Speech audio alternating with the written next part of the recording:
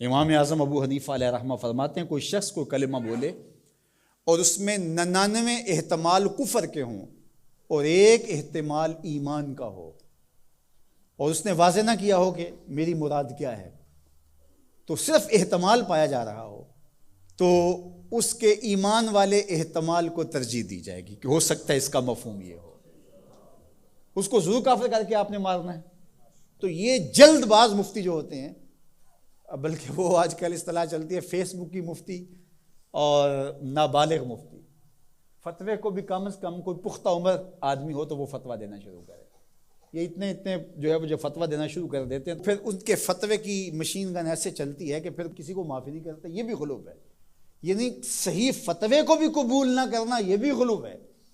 اور دوسرا یہ ہے کہ بس تم فتویٰ دینے پہ تلو اور دیکھو نہ کہ وہ کیا کہہ رہا ہے اور ایک دم فتویٰ جڑ دو، تو یہ بھی غلو ہے۔ تو فتویٰ یہ شریعت اسلامیہ کا ضابطہ ہے، مفتی شریعت نے بٹھائے ہوئے ہیں۔ حضور کے زمانے میں اور حضور علیہ السلام کے بعد باقاعدہ صحابہ مسائل بیان کرتے تھے، فتویٰ دیا کرتے تھے، لیکن حضرت صدیق اکبر رضی اللہ تعالیٰ عنہ کا زمانہ آپ دیکھیے، آپ نے 7-8 لوگوں کے علاوہ کسی کو جو ہے وہ اجازت نہیں دی تھی کہ وہ فتویٰ دے۔ اور یہاں کوئی بندہ عرب سے آیا تو وہ جس سے بھی بات کرے نا تو وہ کوئی نہ کوئی مسئلہ بتا دیا جائے۔ ایک ان پڑھ سے بھی کوئی مسئلہ شریعت کا پوچھ لیں تو وہ بھی اس کے بارے میں کوئی نہ کوئی بتا دے گا۔ اور اسی طرح کوئی مرض ہو، وہ آج کل وہ کرونا وائرس چل رہا ہے نا، تو اس کے اتنے علاج آگے ہیں کہ ابھی تک جو دنیا کے ماہرین بیٹھے ہیں سر جوڑ کے، ان کو بھی نہیں پتا جو علاج یہاں موجود ہیں۔ کوئی کہتا ہے پیاز کھاؤ تو ختم ہو جائے گا، کوئی کہتا ہے فلان چیز کھاؤ تو ختم ہو جائے گا۔ تو وہ کوئی بندہ عرب سے آیا یہاں، تو واپس جب گیا تو کہا کہ آپ وہاں گئے تھے بر صغیر میں، تو وہاں کے لوگوں کے حوال سناؤ، تو اس نے کہا کلو طبیب کلو مفتی، سارے کے سارے ڈاکٹر ہیں اور سارے مفتی ہیں۔ فتویٰ بھی ہر بندہ دیتا ہے اور ہر بندہ جو ہے وہ کوئی نہ کوئی نسخہ بھی بتا دیتا ہے۔ میں ایک دن لڑکوں کو بتا رہا تھا کہ میں شوگر کی وجہ سے، وہ ظاہر ہے یہ ایک ایسا مرض ہے کہ جو ظاہر ضرور ہو جاتا ہے، کہیں چائے ہو تو جی یا اس میں چینی نہ ڈالنا، یہ چیز نہ دینا، تو پتہ چل جاتا ہے شوگر۔ میں نے کہا میرے پاس شوگر کے اتنے نسخے آ گئے ہیں کہ اگر میں چاہوں تو جو ہے وہ اس پہ کئی جلدوں میں کتاب لکھی جا سکتی ہے۔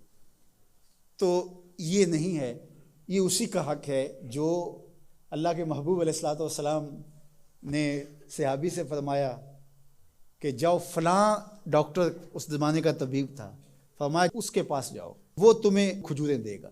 یعنی علاج بھی خود بتایا، لیکن فرمایا اس کے پاس جاؤ۔ اللہ اکبر، یہ میرے حضور نے راہ عمل دیا۔ اور اگر میرے حضور اس کے پاس نہ بھیجتے، کسی ڈاکٹر کی دکان ہی نہ چلتی، کسی حکیم کا کاروبار ہی نہ چلتا، تو تم میڈیکل سٹور سے لے کر دوائی نہیں کھا سکتے، تمہیں ڈاکٹر اور طبیب کے پاس جا کے جو ہے وہ لینا پڑے گا۔ تو یہ فتویٰ بازی اور فتویٰ یہ دو الگ الگ چیزیں ہیں۔ یعنی ایک طبقہ وہ ہے کہ جو اس غلو میں آ جاتا ہے کہ کسی کی زبان سے کوئی بات نکلی نہیں ہے، اس کا مفہوم بھی واضح نہیں ہوتا تو اس پہ فتویٰ دے دیتے ہیں۔ اور دوسرا طبقہ یہ ہے کہ وہ صحیح فتوے کو بھی رد کر دیتے ہیں، یعنی وہ کہتے ہیں چھوڑو جی یہ فتویٰ بازی ہے، وہ فتویٰ بازی کہہ کے شریعت کا کوئی پھر مسئلہ نہیں بتا سکتا، پھر مفتی ہوتا ہے کس لیے ہے؟ تو مفتی کا تو کام فتویٰ دینا ہے، جہاں غلطی ہوگی تو وہ بولے گا کہ یہ غلطی ہوئی ہے، اس کی اصلاح کی جائے۔ افراط و تفرید کے یہ دو راستے ہیں کہ کچھ لوگوں نے شریعت کو اتنا آسان لے لیا، اتنا سہل لے لیا کہ جو مرضی کرتے رہو، اور وہ کیا کہتے ہیں جی دین میں کوئی جبر نہیں ہے، اور آیت کیا پڑھتے ہیں لا اکراہ فی الدین، دین میں کوئی جبر نہیں، حالانکہ اس کا یہ مفہوم ہی نہیں ہے جو لوگ لے رہے ہیں۔ اس کا مفہوم یہ ہے، قرآن کی پوری آیت پڑھیں، لا اکراہ فی الدین قد تبین الرشد من الغی، کہ حق اور باطل واضح ہو گیا، یہ کفر ہے یہ اسلام ہے، تو جب واضح ہو گیا تو کوئی جبر نہیں، کوئی اسلام لانا چاہتا ہے تو لے آئے۔ بندوق رکھ کے کسی کی گردن پہ یا تلوار رکھ کے نہیں کہا جائے گا کہ تو کلمہ پڑھ ورنہ تجھے کاٹ دوں گا، یعنی جبرن کسی کو مسلمان نہیں کیا جائے گا۔ قد تبین الرشد من الغی، حق اور باطل کے راستے واضح ہو گئے۔ لیکن اس کا یہ مفہوم لوگوں نے لے لیا کہ دین میں کوئی جبر نہیں ہے، مطلب کیا کہ جو مرضی کرتا پھرے۔ میاں جب تم اسلام لے آئے ہو تو پھر اسلام کی پابندیاں تو تمہیں قبول کرنی پڑیں گی۔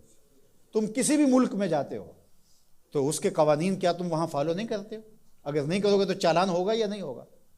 جب آپ نہیں گئے تھے تو آپ پابند نہیں تھے، آپ کسی کالج میں، یونیورسٹی میں، کسی ادارے میں آپ داخلہ ہی نہیں لیتے تو آپ کو کوئی پوچھے گا ہی نہیں۔ جب داخلہ لے لیا تو پھر اگر لیٹ آئے تو پھر بھی سرنش ہوگی، وقت سے پہلے چلے گئے پھر بھی پکڑ ہوگی، اس لیے کہ اب تم داخل ہو۔